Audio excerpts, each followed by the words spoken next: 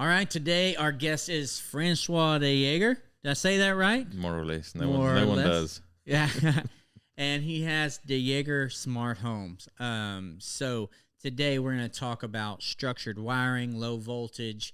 That's your security cameras, your smart home technology, all the way from being able to turn your thermostat, your lights on, things like that from your cell phone anywhere, down to, hardwire security cameras and just what all is in this. It's a newer technology, or it can be viewed as that, and a lot of us just aren't real sure what to do as far as planning our home for smart home technology or low voltage. So with that, let's begin to build.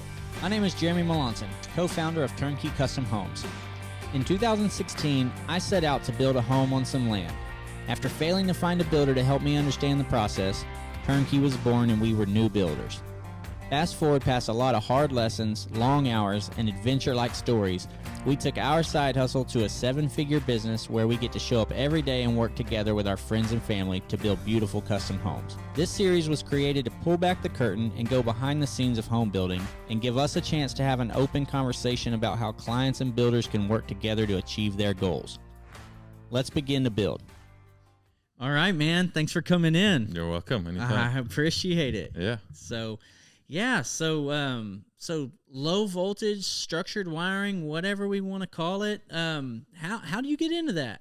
So about 5 years ago, I started this company, and the need was I built my first house. And once I built my first house, I'm like, man, I want more than just a dumb home.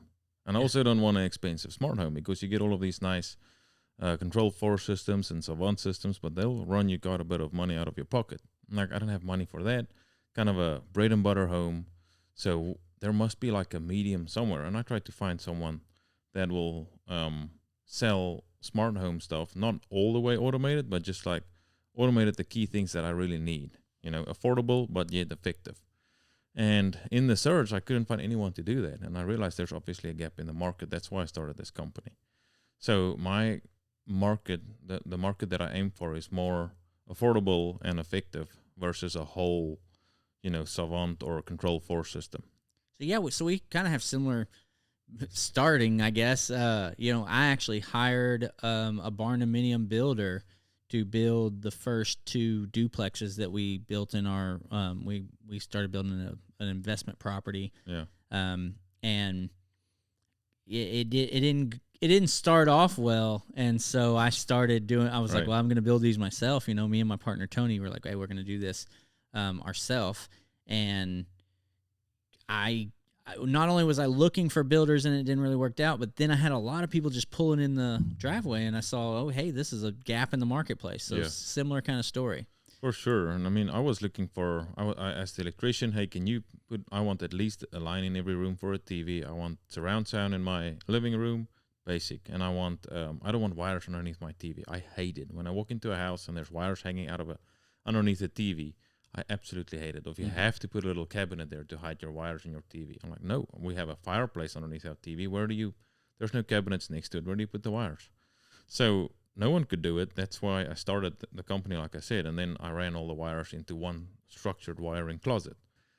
So since I was little, wires always intrigued me. I like electrical stuff. My degree that I have is also, it's the majority of my degree is based on industrial engineering. So my mind just works that way. I like to know how things work. So that's why I'm late nights and nights in bed and think, if I put in these speakers, how is it going to link up to this? How is that going to link up to this? How can I put these lights on automatically? How is it going to work? Now there's so much technology that changes every day. So as I'm progressing through this with a company, we're getting smarter and smarter and more cost effective and more efficient. So obviously there's better ways to do it continually. When I finished my first house that I built, when I did all the wiring in it, a friend of mine that helped me build this house looked at it. He's like, man, this is cool. Why don't we package this and sell it? I'm like, yeah, why not? That's a great idea. And that's how the company started. So I started doing all of his houses as smart home, structured wiring. So we had a package deal. So the package was just a basic package. You get, let's say, surround sound as part of it. The wiring of it was $1,000 back then. So $1,000, you get wiring, you get your HDMI from your TV back into a remote closet. It's structured wiring. You have 2 or 3 internet ports points into the house, and it's enough to put a mesh system up, and maybe 1 or 2 more TV drops in the house and 2 speakers on the patio. Basic. That's what we started with. So every house that he never built a house without that package in it. Yeah. Because I mean, it's why would you not have that in your house? Especially, I mean, if you're, let's say you're not, you want to say, oh, I'm just going to put some little Amazon speaker or an Alexa down there for sound. That's fine. You can do that. But one day when you sell a house, it's an upsell to your house. You can definitely sell your house for more, saying it's a smart house. And smart house, a lot of people have this concept of smart house is this big thing, and it's, oh, my house is a smart like house. the Jetsons. It's like the Jetsons, exactly. Or it's my thousands of dollars to do a smart home. It's not. You can sell it as a smart home for much more efficient ways, much more cost-effective ways, at least. So when we have people coming in and they're sitting down and say, hey, I want to build a new home. And we kind of walk through, what do you want in that home? Price depends on what we're going to design, what we're going to put in it, how much of it we're going to put in it, things like that. So when we get to the structured wiring line item, because that's where it's grown into, right? You may find some electricians, like you said, kind of getting pushed back on your electrician of, oh, hey, I don't do that. Some of them will run, basic Ethernet cables to your TVs or something like that. But for the most part, they're going to do traditional electrical, and that's really where they're going to stop. So when they sit down and I say, hey, what about structured wiring or something like that? Most of the time I'm met with, what is that? So Right. Give us kind of the basics of what does structured wiring, low voltage, what does that entail? What are we really talking about when we have this subject? So to sell it as structured wiring can, I guess, sound intimidating if you don't know what it is, because it's the unknown, right? You don't know what it is. So I would say rather ask people, you got one time to build this house, right? When it's open, it's like a surgery. While you do the surgery, while you're in there, while all the studs are exposed, run the wires now. You can't run them later. So it's better to do it now. So while you're at it, get the low voltage guy and let him at least put in speakers in certain locations so you don't have Alexa speakers sitting around. Structured wiring, what structured wiring really means, it means it's a centralized location in the house where all your wires come together to help automation and to drive automation, where you can control everything from one location.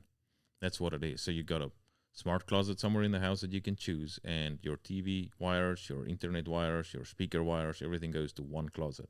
That's what structured wiring is. So it's a much easier way to find issues with any of your equipment. All your equipment's in one spot. If you want to put surge protectors on, you have one surge protector that covers everything. Usually the electrician would put on one designated circuit breaker for that smart closet. So everything is centralized. I can go on with a list of all the advantages of structured wiring. But again, I would sell it as not structured wiring. I would sell it as, why don't you want speakers on your patio when you have friends over? Alexa doesn't work outside, or it can, but it's going to be wet, or you have to carry a Bluetooth speaker out there and struggle to connect it with your phone every single time. That sucks. Yeah. Tell your Alexa, hey, play music on the patio, and you have music on the patio. Yeah. So that's a lot nicer than putting a speaker out in the weather, of course. And then when you build a house, a lot of times when you build a barndominium, they're built of metal. Like right now, I don't have any cell phone reception in here at all. I've got nothing. So, and your Wi-Fi kind of does the same thing. So when you are putting Wi-Fi into a metal building, you're restricting it a lot because of all the metal objects.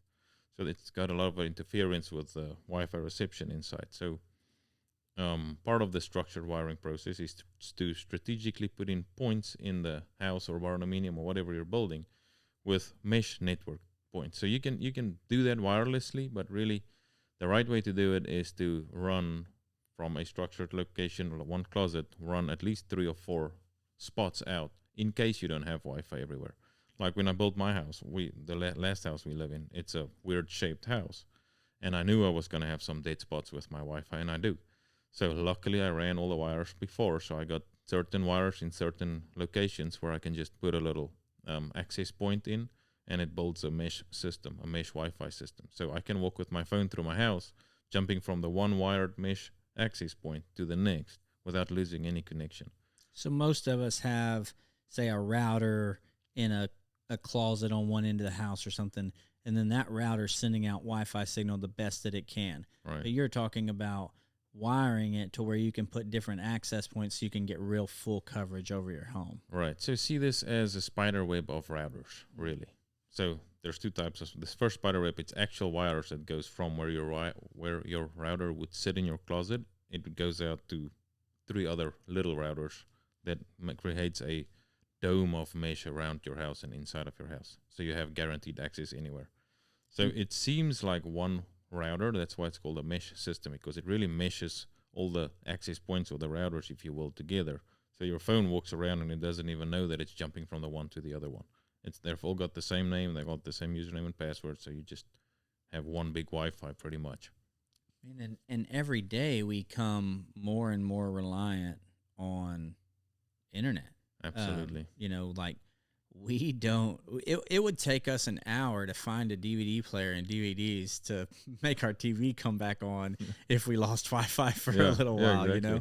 All of our TV.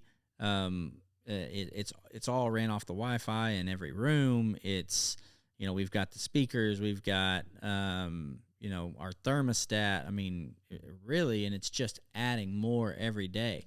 And that adds to that load and that ability going through the house. So this is really a thing that we realize we need more and more every day, but the time to do it has already passed if we didn't plan properly. Exactly. So that's just one thing. That's your coverage on your Wi-Fi. I mean, let's say you add a smart door lock on your back door that you always forget to lock. So it would be nice if for instance, at night, if I go to bed, I'm saying, Alexa, good night.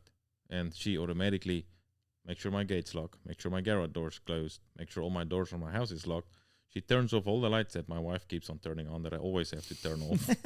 She arms all the cameras. And she sets the thermostat to whatever we wanted at night with just saying, Alexa, good night. So you set up these schedules, and my Wi-Fi obviously reaches all the devices I talked about, so I made sure of that. And it's a simple matter of just setting the automation or the home automation up to control everything with Alexa.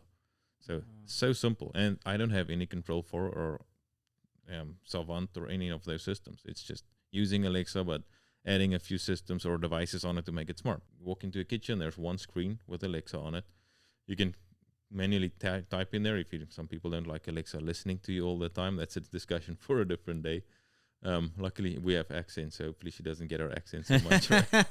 Is that hard? Alexis has a hard time understanding what you're saying. Right? She does.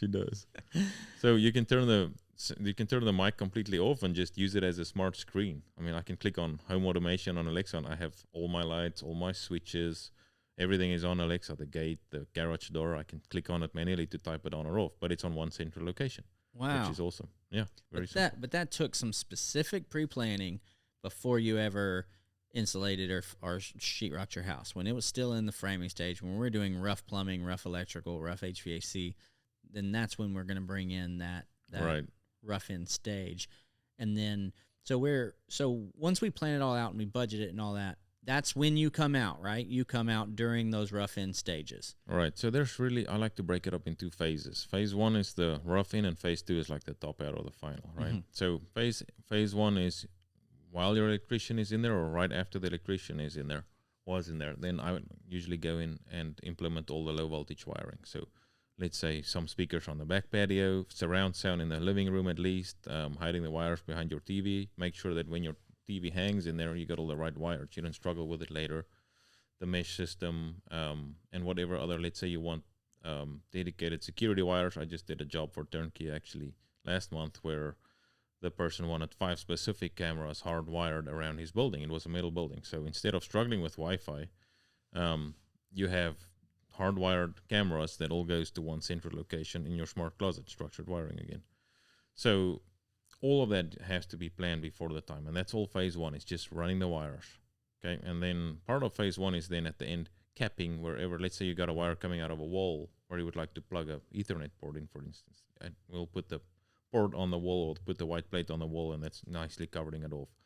Phase 2 would be adding the actual devices, like installing the cameras, putting in the amp that will drive the speakers, putting the speakers into the ceiling, mounting the speakers in the ceiling. That's the hardware of phase 2, and the soft part of phase 2 is to then make all this stuff talk to each other and work together. So that's the two main phases: is wiring, and then final or top out phase. I got you. So you mentioned like Savant and some of those other ones. What are you talking about when you're mentioning those? So those are fully home automated systems. So they are a couple of $1,000. Mostly in your high end houses, you'll get those. They're a lot more complex to install. A lot more wires go into them, and they have server racks that they need to go on. They need dedicated computers to run them, or a server to run them, or their own control. What do you say in easy terms? Like a brain to drive them, if you will. The control unit, the head unit. With those, you can also control anything. You can control the blinds on your house. You can control the thermostat. You can have zoned audio.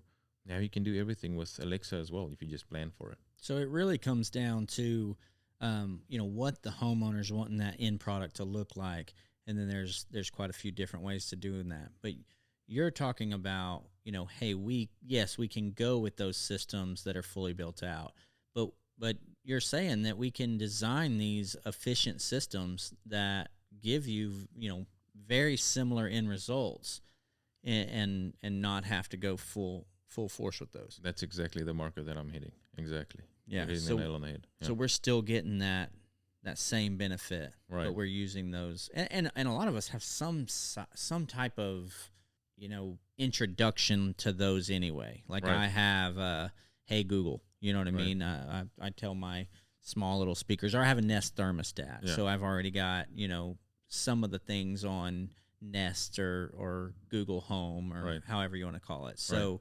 you can apply whatever. Do you like to use certain types, or do you kind of talk to the homeowner about what they already use and go that direction? So I'm open to suggestions. Of course, if the homeowner specifically wants something, I've got no objection on that, but I've installed quite a few and I know what works. Yeah. So I would definitely give you my advice and say, well, here's why I would recommend this, and here's why I would not recommend what you're suggesting, for instance. So I'll give you my opinion on what I think will work in the field, of course.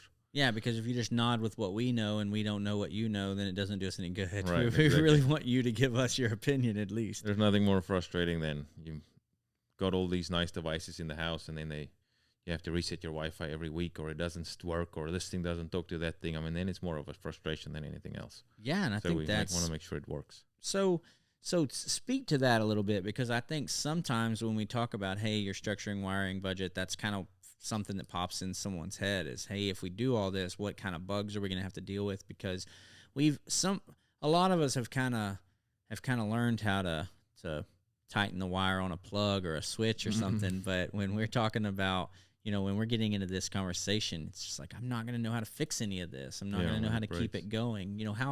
What does that look like? What kind of maintenance side do we have to these applications? So that's another big point between, let's say, the Control4 or the Savant systems. If one of the things break on those systems, you really have to get a technician to come out and fix it. Because they're pretty technical. On the system that I'm talking about, it's a lot more user-friendly, I would say, on the technical side to fix stuff. So you have a lot of different devices, and each device kind of functions separately. You have a light switch on the wall that's a smart light switch. If something doesn't work, well, either your Wi-Fi is not working or that light switch is not working. That's it. It's as simple as it is. It's not some thing in a computer in the back end that doesn't know where it's working, or it's not connected to it, or there's like a more heavy-duty automation system. So I can over the phone help you troubleshoot it. I've had quite a few of those phone calls where people would say, hey, this or that didn't work, and the one guy had to drive out to his house and figure out, like, oh, he put a different router in, so his username and password changed. So we just had to link up all of his items to I just changed his new router's username and password to be the same as his old one, and then everything just suddenly worked. Yeah. So it's a lot more simpler to maintain it, if you will, than it would be for a full-blown home automation system. Gotcha. Yeah, because I've made simple mistakes, right? Like I've spent more money not knowing what I was doing than I would have if I had just called somebody that knows what they're doing. Like you and I have talked about you coming out to my house to kind of fix the mess that I have. I'm paying for 2 internet services right now, Yeah. because I don't know how to get my houses to talk to each other. And you're Right. like, hey man, for what you're paying for 2 months worth of billing, I can have all of this done, and you won't have that other service again. For years, exactly. We have, in our area, we now have fiber optic that the utility companies have brought to our house. And we got it installed, and then for 6 months turned it off and went back to our old ways because it wasn't working properly, all because we just had a really bad router. Wow. Yeah. So, there's lots of us that just aren't yet really familiar with how this technology works. Yeah. We use the internet. We appreciate the value that we're getting, from the services. We don't know a lot about them. For sure. So a big portion of the companies obviously support. So any of those, obviously the items that we suggest to buy are robust items. They are not breaking the bank either. They're just items that we know that all work together. Yeah. I'm not gonna install it and leave you and say, okay, good luck, goodbye. Right. So long. So, right. But it's also not overly complicated things that you have to be married to your technical support either. Not at all. And I can show you how it gets set up, and then once it's set up, it just runs. The only thing that can really go wrong is your Wi-Fi can dip or go off, and you just reset your Wi-Fi. That's mostly what you need to do. So on my own house, every now and then something wouldn't work, and my wife would be like, "Why does this not work or that not work?" And I'll just restart the Wi-Fi, for instance. Stupid example. Yeah. So, but you have built multiple homes, so. Not only do you understand the technology and have put together these packages that work together, but you also know kind of from the builder's side what we need and can help us with that. So, I know that on the project that you worked with on us not too long ago, you actually came out, you walked the project with the homeowner. My project manager was just there, right? Like he's not super familiar with this. We tell people all the time, we don't build, we manage, we're only going to be able to build to the level that our partners are building, so we're bringing you in as the structured wiring or low voltage guide, as it were, and we got nothing but good feedback on that. So what did that process look like when you're going through the home with the homeowner? Because it's not really on the plans. It can be, depending on what level of planning we do with the designer. They can plan for certain things like this, and you can read the drawings and say, okay, I know I'm supposed to have this here. But for that project, you had no plans. You're just walking through a house in the framing stage. How do you kind of suggest or go through that with the homeowner? What's that process look like? That's a very good question. So the homeowner had an issue already with just getting the service set up with his fiber company. So I deal with that as well, even that part. So I really try to do it turnkey, no pun intended there. But so walk in there, turnkey, let everything just work. I'll handle the service provider. I'll tell them where the wires need to go up. I'll make sure that I know what they want. And I've worked with a lot of the service providers, like this client for specifically, it's a commercial job site. So they have very specific requirements. So I even handled the emails, the communication, completely took it away from the homeowner, or just kept him in the loop of it, of course, but just the whole headache of dealing with the service providers. And this is a great example of that. I mean, he went through 2 or 3 months of just fighting with the service provider just to get a service there. I mean, it was crazy. So I got behind it, know some people that works at most of these service providers, so made some calls and figured it out and said, okay, here, this is what we're going to do. So that's the one part of it, just to get the service to the door. Just stopping there, that's a huge point because, as homeowners, that's why we're hiring someone to help us with these things, is because we don't really, not only do we either don't know the things or we don't have time for the things. Homeowners have jobs, right? So they're not sitting there tracking down service providers every day. Besides that, they talk to Wendy when you have to talk to Sarah or something. Right. You know who to call because you've set these up over and over again. So when we talk to a utility company or a service provider or something like that, we only work in so many geographic areas, so we learn who those people are at the permitting office or who they are at the service company, and we kind of understand the process of going through. But a lot of times the first or second time that you do something, it's a learning curve and it's tough. Well, it's the first time every time for a homeowner mostly, so you being there to bridge that gap to help with the support of setting up the service in the front end, that's invaluable in itself. Exactly. And then usually on the first meet with the homeowner on the job site, it's good to meet on while we do the plans, or when we're at pretty much at studs and the electrician is busy. That's another great point, or another great time to meet with a homeowner. We'll walk the house, and I would bring up specific areas, let's say sound, for instance, or security cameras, internet mesh system, and just thinking further, what else do you want automated? Do you want your faucets to be automated? Do you want your curtains or your blinds to be automated? Do you want your gate to be automated? Your garage door? I mean, sky's the limit. Which lights? There's you can do anything. Really. Wow. Refrigerator says you're out of milk. They really do that. Wow. Yes, you for sure get that. So, and a lot of times, like in this case, this homeowner just wanted internet everywhere, which, yeah, that's great. But but security was a great thing for him. And he never thought about it. He just thought, I'm going to do Wi-Fi to all my cameras. I'm like, I've had Wi-Fi wireless cameras at my own house a while ago. And man, they are not reliable. Yeah. The image you get on them are not good. Let's face it. However you sell it, every now and then this camera would drop off or that camera would drop off. And then you need to pay some monthly subscription to let them all record to some cloud device. It's just a hassle. So he never thought about wiring his cameras in. Like, why don't you wire your cameras in? Then you will have no issues or losing connectivity to those cameras, or you don't have to go and crawl on the roof every now and then to replace the batteries on those wireless cameras. Yeah. The batteries alone on those things, I mean, his roofs are super high, so you can't just get up there with a normal 11-foot ladder. You need to get up pretty high. Yeah, and so thinking about that, like am I understanding it right that if I put 6 cameras out there all on Wi-Fi only, that there's 6 pulls on my Wi-Fi? Yes. Whereas if I can link them all with wiring, I have 1 pull on my Wi-Fi. Right. So all 6 are not constantly pulling your Wi-Fi. Most of these cameras are motion activated. So, and you can set the duration. So let's say they pick motion up for someone walking around the building.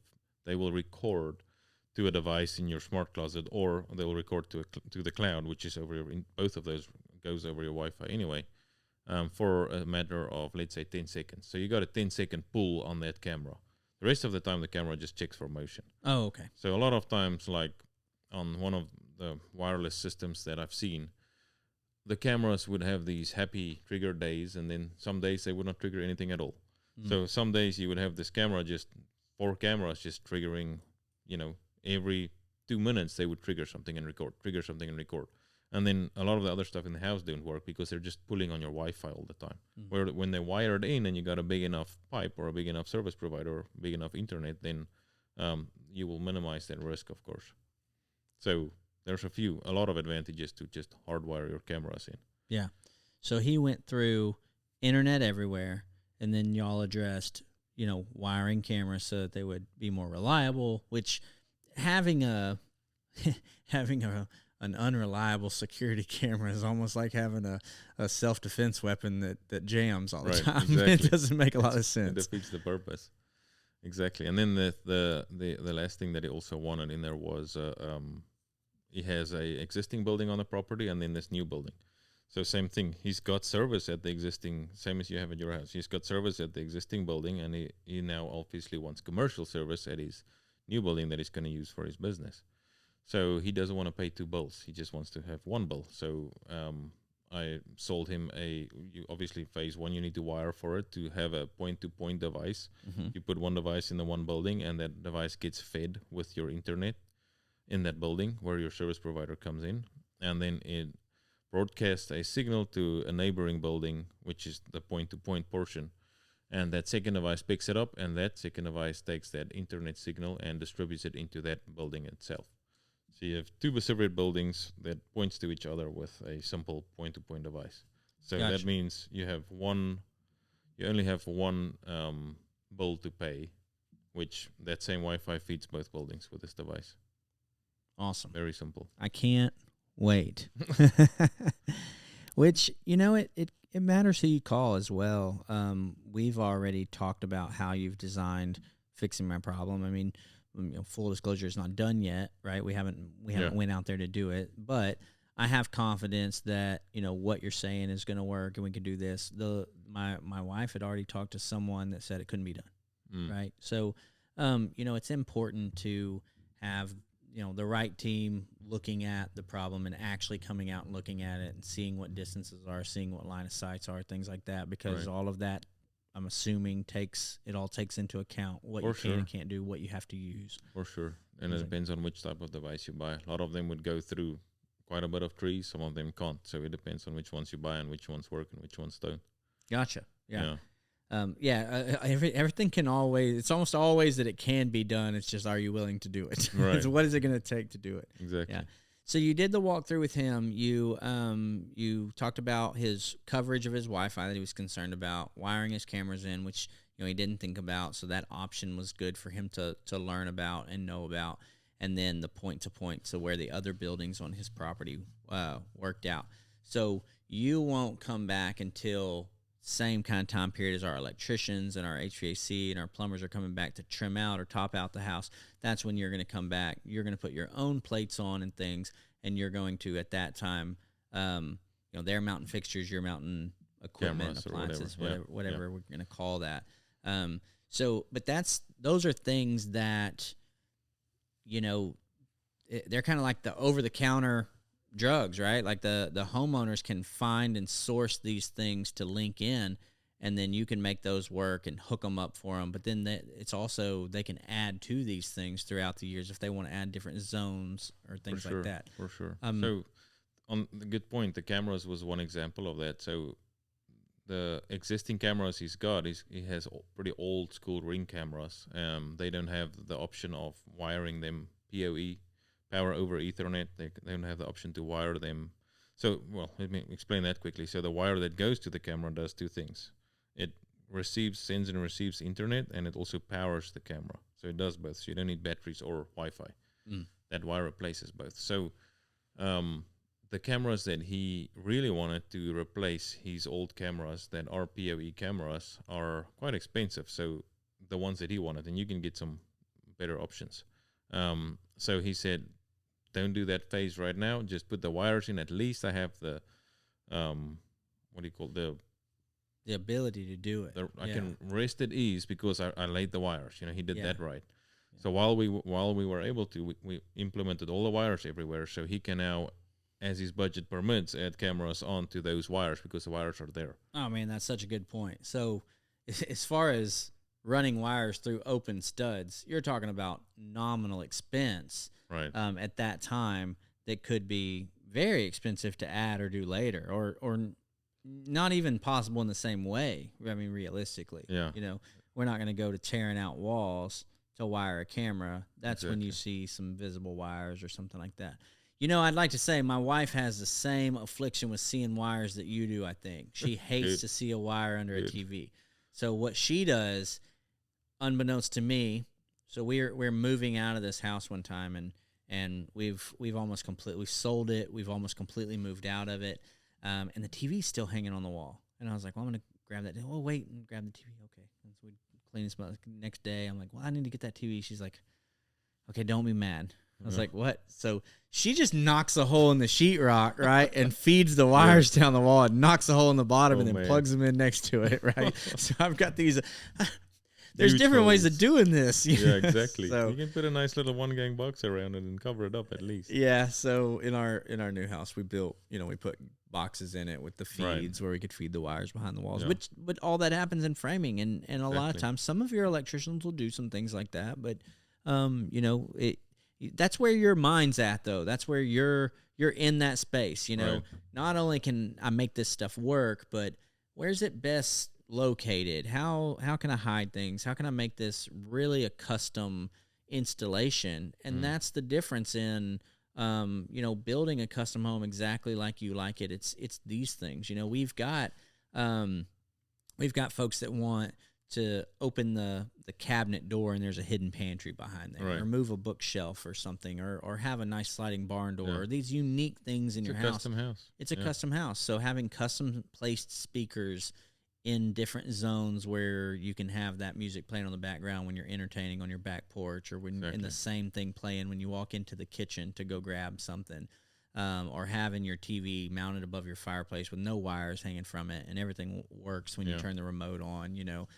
These are important things. They are, especially if you just plan ahead. I mean, my wife would hate a speaker sitting on every closet in the house, or she has little ornaments that she wants to put down there. She doesn't want to see any speaker sitting around. And I Yeah. love sound. So, I mean, if you just plan on it, mount them in the roof. You don't see them at all. Like on the back porch, we usually do black speakers on the, if it's a stained tongue and groove ceiling, for instance, you mount black speakers in there, or you can add, if it's white, you can add white speakers. You can play with colors. You can paint them. The grids are paintable, so you can really let these speakers blend in. Yeah. And let them be controlled with your voice alone, so you don't have anything sitting around if you just plan ahead.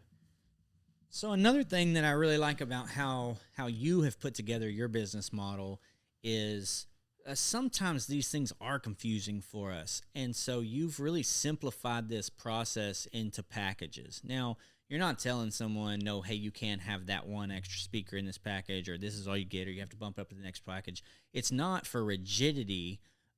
It's just to kind of help guide people. Hey, this is a basic package to start out with. These are the things that, you asked about these things. It's almost like when you're shopping on Amazon, you may like these things as well, exactly, right? So you're putting in the things that's like, if you're the person that likes these things, you're most likely going to want these other things that you may or may not be thinking about. And it kind of opens our minds up to things that we didn't know we wanted. Kind of like, I wouldn't say that you talked him into or upsold him those cameras. More or less, you just kind of mentioned that, hey, this is a better option to achieve what you're looking for, and he was thankful that you brought that up and outlined that for him. So kind of talk us through a little bit about what those packages look like. It's not specifically what they cost or anything, but how are we going about this in the planning stages, and what can we kind of expect? Right. So I would say there's 3 packages, of which the one is like just a basic structured wiring, or let me rather say the basic smart home package, right? And that package would include typically your guaranteed internet everywhere. So whatever that takes, I'll make sure wherever those points are, we'll put some mesh devices down there and make sure you're covered with Wi-Fi. So guaranteed Wi-Fi everywhere. It also includes a location or a service drop for your service provider to come in, so they don't have to drill holes through your walls where rats and squirrels go in later, or where you might get leaks. So I like to put that in before, while we're doing the structure, while we're doing the construction portion of the house. So by the time everything is said and done, they can just hook up to a port that I left outside for them. Yeah, and we're spray foaming these homes. We're sealing them off completely, creating an envelope. Right. We don't want an unknown provider coming in after we hand the homeowner and causing, uncontrolled air leakage through the wall, or where moisture could get in or something like that. I mean, there's quite a bit of thought process that goes behind, conditioning the air, keeping the moisture out.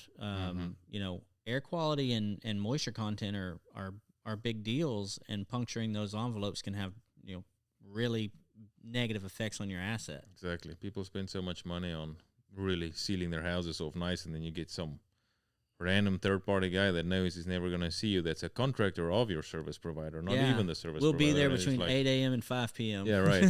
This week. They just punch holes and drive off, and and they bury the wire like 2 inches deep. For sure. So that's the second thing, is an inlet for those folks, so they would have a point to connect to. And then obviously structured wiring, the box that goes into a smart closet where all your points would get connected to, or where all your points get together. And then usually it includes 3 drops in different rooms for TVs. So we used to put in the RG6 cables. We can still do those, or run an Ethernet cable there. If you want to hardwire your smart TV in, that's an option for sure. And then hiding your main TV in your room, or make sure the wires behind that main TV in the room is hidden. So that is usually, we'll do a HDMI cable from that TV into the smart closet, along with 2 RG6 cables and 2 Cat6 cables. So the Cat6 cables will run your remote controls, can be remotely controlled using, let's say, your DVD player or Xbox or whatever is in a closet hidden. You don't have anything in front of the fireplace. They're all hidden in a closet. And, one of these cables will take all the signals of the transmitting devices back into the closet. So you can control your DVD player or anything from your living room without worrying about pointing it to a specific box. So it's pretty much a remote control, universal remote control eye that takes the reception from your TV back into this closet. Oh, wow. So we don't have to have, hidden boxes or anything like that where we can actually see these things. Exactly. It's a little thing about an inch big that sits underneath your TV, and it takes the reception back into the smart closet for you. So That would include the stub out from your outside of your wall, so that your service providers can come in and you can. And then it also includes your guaranteed Wi-Fi coverage. So it would have 2 or 3 different points around the house to make sure that you would have mesh devices set up everywhere. So it's the wiring for that. And then all wires included to make sure your main TV is hidden behind, with no wires. All the wires are hidden behind the wall. So that was the basic package. The advanced package is everything that the basic package has, plus it also then has 5.1 surround sound in your living room, which the 5.1, a lot of people wonder what the 0.1 is for. The 0.1 is the amount of subwoofers. So everything after the dot is the amount of subwoofers that you implement. So you can have a 5.2, which means you'll have 2 subwoofers and 5 regular speakers. Oh, okay. So if you have a 7.2, it means you got 7 speakers in your walls or roof or your ceiling, and then 0.2, 2 subwoofers. So the advanced package comes with a 5.1, wiring for a 5.1. So that means you got 3 speakers in the front, left, right, and center. Usually the voice from a movie comes out of the center speaker more. And then in the back, you got your surrounds, your right and your left. So when a helicopter flies over you in a movie, you can hear the sound going from back to forth. Old technology, wow. But I mean, just regular surround sound, right? So it comes with a 5.1 package in the living room, and then 2 speaker wires to the back porch or front porch or whatever porch you want, or wherever. I mean, it's 2 extra speakers, usually outside. And then there's always 1 speaker left, like we add a bonus speaker to this package. And you won't believe it, but most of the houses we've done, this speaker always lands in the master bathroom. Everybody wants a speaker in their master bathroom. And at first I'm like, why do you want it in your master bathroom?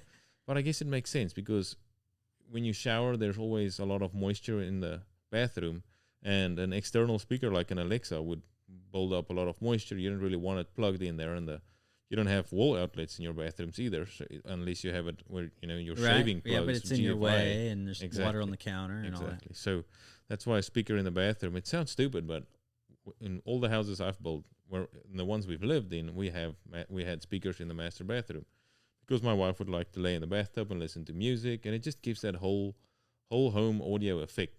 Especially what we also have done a lot is in the guest bathroom. So if you have guests over, they walk from the patio where you're grilling, you get some music there. You walk inside. You don't have to have loud music to hear it from one location. It's, good ambience of music through the whole house. So you walk going to use the restroom, and you got the same sound in there. Your sound is just distributed through the house at a perfect level. I really like music being on. So, right. I appreciate it. And that's the first thing that I noticed. That was the main thing that I noticed when I came to your home. And every time that I've been there, is that there is a nice volume of music playing. We can still have this conversation. It's not extremely loud. And it's just wherever you go, everywhere. And so we'll be sitting on the back porch, and that listening of that music doesn't change, while you go throughout the house, and you don't have to have this really loud speaker where the people next to it are screaming or anything like that. So it really changes the experience of walking through your home. It's so much different from having an Alexa on a countertop. Right. For sure. It's a lot better. And it's really, it doesn't break the bank. It's not that crazy. So that's the advanced package. It comes with all of those speaker wires.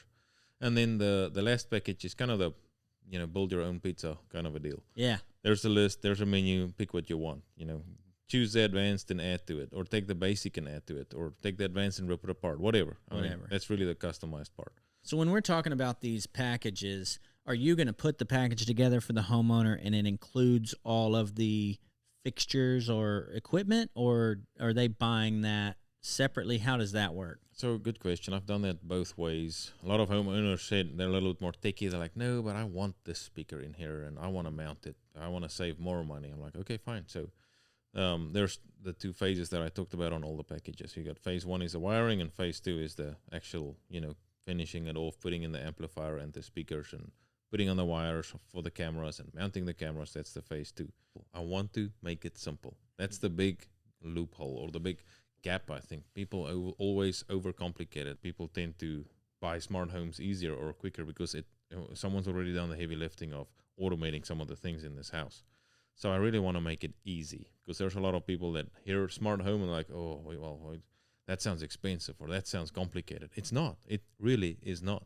Yeah. It's super simple, and I can make it even more simple. It's almost like when it's like you'd go into places and you'd see lights, but everybody's working off candles. It's Right. like it's going to be so complicated. We're running Right. electricity through our house. We got these switches. It's just going to be too much, right? Exactly. It's like no, it's like we're putting certain types of wires to certain places to make things work, and Exactly. it's not as scary as it sounds, and Not it's at not all. as expensive. It can be. Right, you can spend as much as you want on yeah. any portion of your home. Exactly. You can buy a $3 tile, you can buy $30 tile. There's all these levels, right? But what I think you're saying is we can get, we can really change the living experience of our home and even the value in our home to others by relatively simple upgrades that don't break the bank. Exactly. Just That be work when we smart want with them it. to wait. Exactly. I had one client in Conroe, their house burned down, and insurance obviously paid a lot of money. This guy, man, we did smart showers. We did every single light bulb in that house, inside and outside, had color changing abilities. When the music played, the beat of the music changed the light colors all over the house. He had LED strips everywhere. We did smart plugs everywhere. The Christmas tree ran off smart lights. Everything in that whole house was smart home. Wow. So he had, in fact, he didn't like the ceilings in the speaker for some the speakers in the ceiling for some reason. He wanted Sonos everywhere in the whole house. So I did a massive Sonos system throughout the whole house, and they had this attached building that they kept their special pets in, and even that building was flooded with Sonos speakers. So Wow. it was a very my budget was a lot higher than the electrician's budget because of all the stuff that this guy chose. So obviously the world's your, the sky's the limit. You can add anything that you want in there.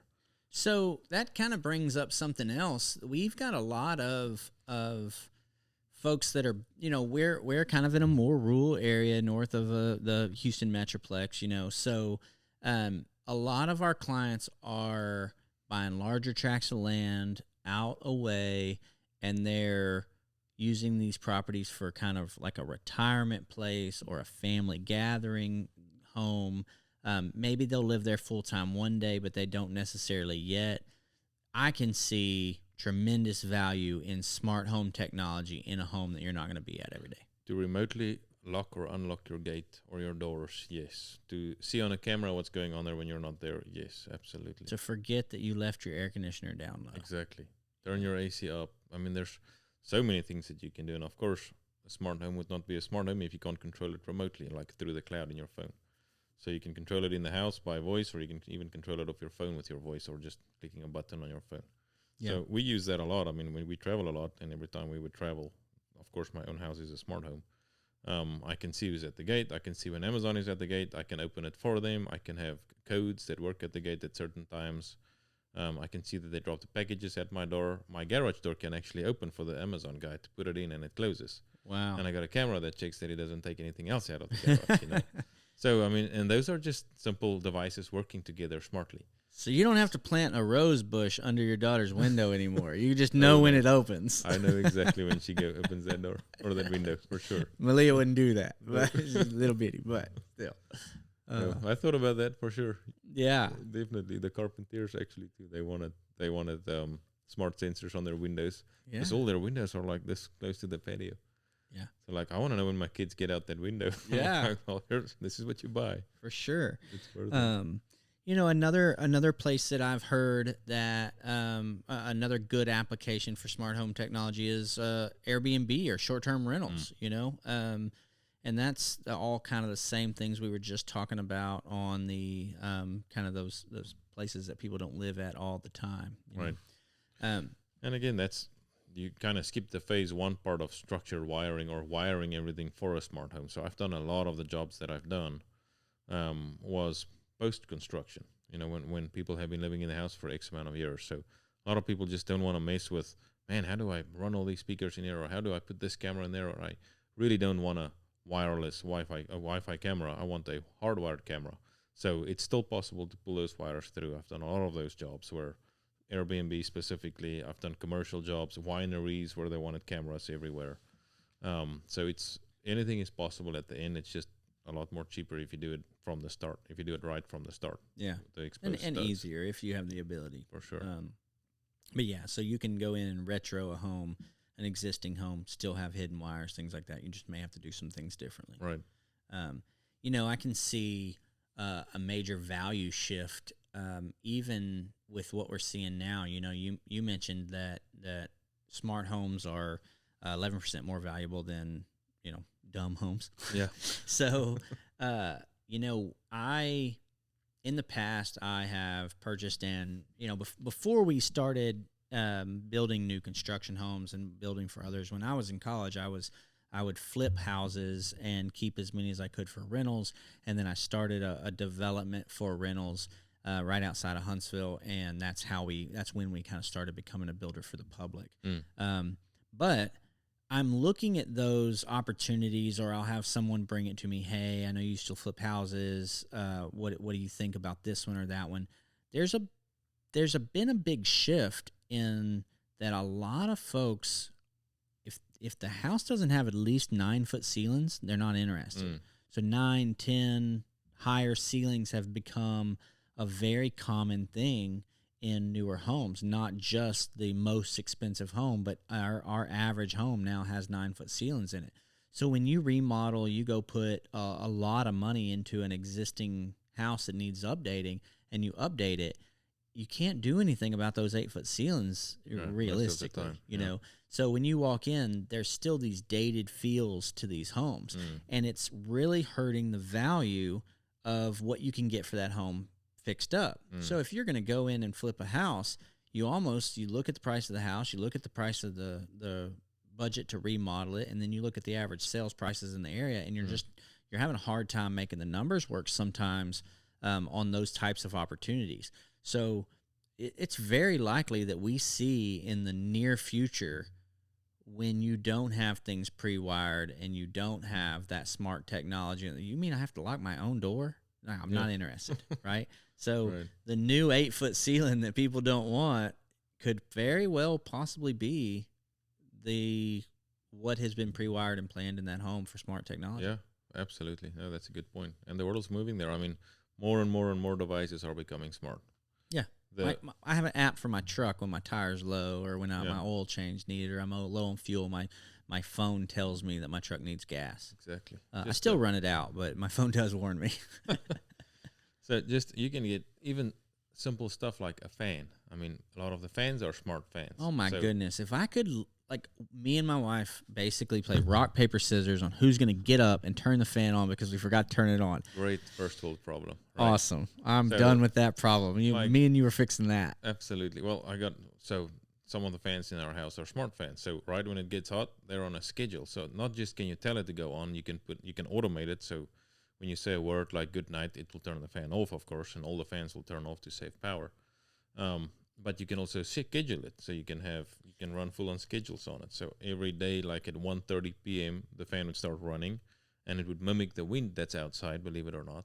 So you really don't feel the fan, but it moves a lot of air. Wow. And then when the sun sets, when it's cooling down, the fan stops.